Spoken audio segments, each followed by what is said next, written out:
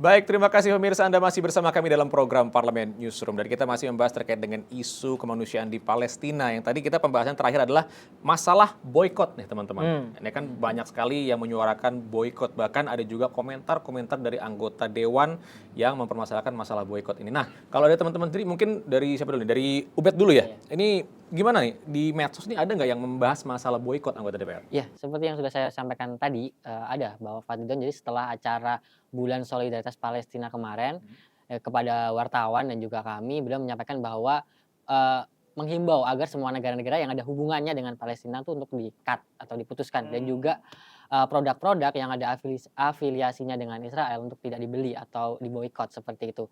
Nah, dari situ akhirnya timbul komentar positif dari masyarakat bahwa terima kasih gitu sudah menyuarakan ini dan ini adalah salah satu langkah konkret yang bisa kita lakukan agar karena kan kalau kita membeli produk Israel berarti ikut andil juga gitu terhadap, suplai di Logikanya seperti itu iya ya. seperti Ya, itu. kalau memang di TV Parlemen sendiri pun sudah ada produk berita juga terkait dengan TVR 120. Ini ada dua narasumber yang ada di berita tersebut, ada Fadlizon dan Hidayat Nur Wahid. Ini satu nada terkait dengan seruan boikot terhadap produk Israel.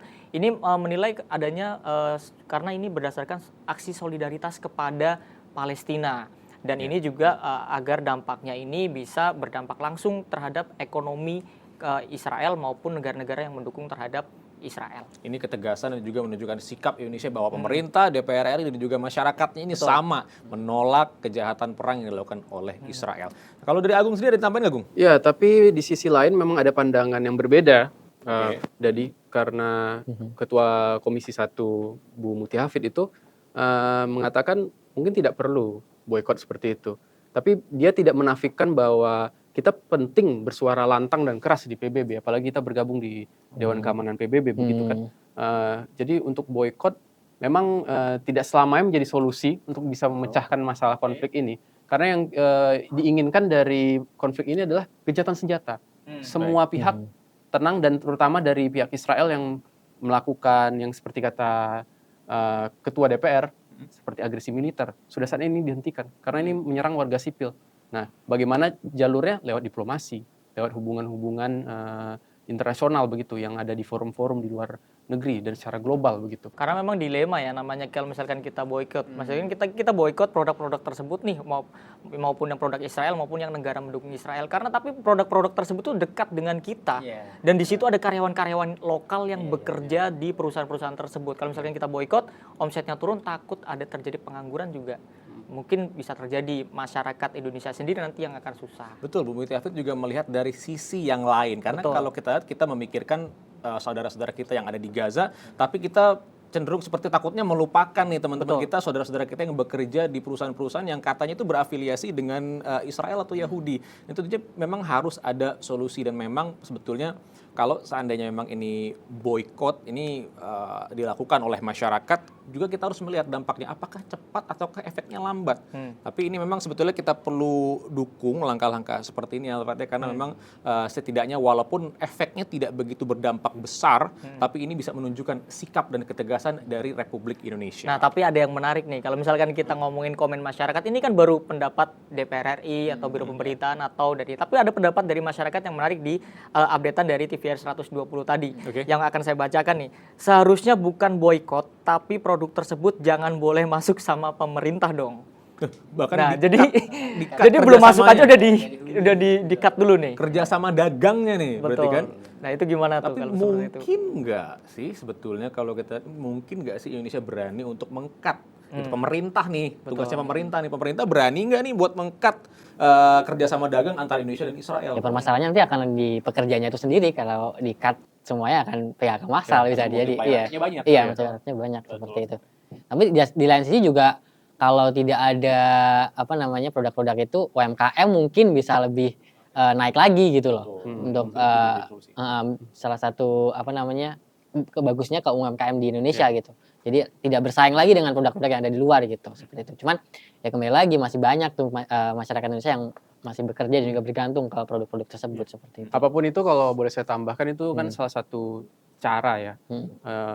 Yang memang kita tekankan di parlemen gitu, di DPR RI itu adalah salah satu diplomasi di forum-forum internasional seperti itu. Karena yang kita pengen jangkau selain gencatan senjata itu yang terus digaungkan sejak dahulu adalah two-state solution.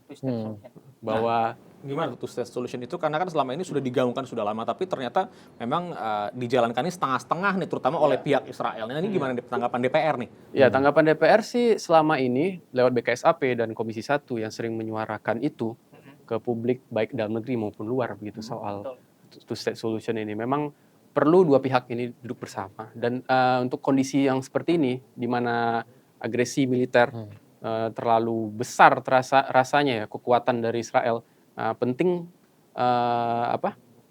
kedua belah pihak untuk bisa tenang dan dapat berunding begitu untuk demi kebaikan publik kedua belah pihak sendiri. Karena memang hal-hal tersebut juga disuarakan dalam IPU 147 di Angola kemarin, itu salah satunya juga Wakil Ketua BKSAP DPR RI Putu Supatmarudana juga menyampaikan bahwa mendorong adanya memang two-state solution. Jadi memang sampai saat ini itu memang masih disuarakan, dan yang menariknya lagi Fadlizon atau Ketua BKSAP DPR RI ini melihat adanya standar ganda dari negara Eropa Barat, negara-negara tertentu lah ya.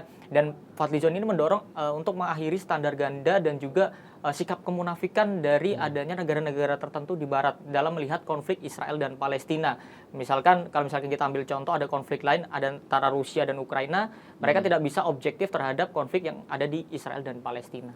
Tapi kalau kita melihat nih tadi dari pembahasan Al-Fat ya, pembahasan Al-Fat pemirsa, yang dimana Al-Fat ini juga sudah mengikuti pagelaran IPU meliput di sana Pak ya. Betul. Ini bagaimana DPR RI memperjuangkan suara masyarakat Indonesia yang mendukung Palestina.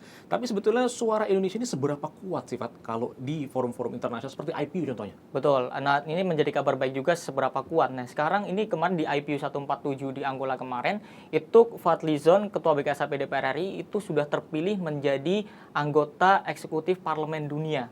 Anggota eksekutif Parlemen Dunia. Jadi ke depan forum-forum parlemen internasional ini suara Indonesia lebih ada kesempatan atau peluang untuk bisa lebih didengar lah ya. didengar dalam menyusun resolusi dan salah satunya konflik Israel Palestina juga. Nah, selain itu juga mengenai komentar tadi nih, komentar netizen tadi Alfa kan sempat mention gitu komentar netizen. Banyak juga komentar-komentar di sosial media DPR RI mengenai pertanyaan mengenai ngapain sih ngurusin negara lain, di negara sendiri aja masih banyak masalah. Nah, sebenarnya memang di negara ini tuh masih banyak masalah dan harus disuarakan juga gitu. Cuman di di Palestina sendiri juga di sana ada warga Indonesia yang menjadi relawan di sana gitu. Dan juga hubungan Palestina dengan Indonesia sendiri kan sangat baik ya. Salah satu negara yang mengakui Indonesia merdeka itu pertama kali kan Palestina seperti itu. Jadi hubungannya itu bukan masalah di negara ini masih banyak masalah, kita banyak bersuara mengenai internasional, tapi bukan itu. Tapi bagaimana hubungan kita dengan Palestina itu yang sudah baik dan juga agar masyarakat yang ada di sana aman, seperti itu sih sebenarnya. Nah, kemarin kan sempat ada pertemuan, tadi kan Agung udah sampaikan bahwa ada pertemuan dengan dubes dari Jerman atau Uni Eropa ya. Ini ada juga pertemuan dengan dubes Palestina nih. Kalau boleh dibahas nih mungkin dari Agung dan juga dari Ubed, apa yang dibahas di dalam pertemuan dengan dubes Palestina yang dilakukan oleh DPR RI? Ya tentu support DPR sebagai parlemen untuk terus melakukan diplomasi di berbagai forum, karena tujuannya itu selain two-state solution ini adalah bagaimana Palestina ini mendapatkan kemerdekaan yang layak sebagai sebuah negara dan bangsa yang berdaulat dan tidak ada lagi serangan-serangan seperti ini begitu. Jadi itu terus yang digelorakan dari sisi DPR ya begitu. Untuk bisa menyampaikan rasa prihatin, rasa kesamaan rasa, dan juga bagaimana Indonesia terus menyatakan dukungan dan sikapnya, meneguhkan sikapnya antar pemerintah, DPR RI dan juga masyarakat untuk bisa menghentikan kejahatan perang yang dilakukan oleh pihak Israel kepada pihak Palestina di Gaza. Dan semoga nantinya DPR RI akan terus menyuarakan dengan lantang dan bisa menemukan solusi dan juga menerapkan two-state solution yang selalu dicita-citakan untuk bisa mendamaikan di daerah Palestina dan juga Israel. Dan pemirsa, tadi sudah kita bahas bersama Anda apa saja menjadi isu yang menjadi sorotan masyarakat dan juga isu yang disorot oleh DPR RI dan juga sudut pandang dari Biro Pemberitaan Parlemen dalam memberitakan isu-isu yang menjadi sorotan DPR RI. Saya Dadi Ramadan dan juga rekan saya Agung, dan juga Ubed, dan juga Alfat Rizky mengucapkan terima kasih atas perhatian Anda, dan tetap saksikan seluruh pemberitaan-pemberitaan juga informasi yang disajikan oleh Biro Pemberitaan Parlemen melalui platform dpr.go.id yang bisa Anda pilih. Nanti ada TV Parlemen, Instagram, dan juga media online serta website DPR RI untuk bisa terus mengimprove dan juga mengupdate berita Anda seputar DPR RI. Saya Dede Ramadan dan juga rekan-rekan saya mengucapkan terima kasih atas perhatian Anda. Sampai jumpa.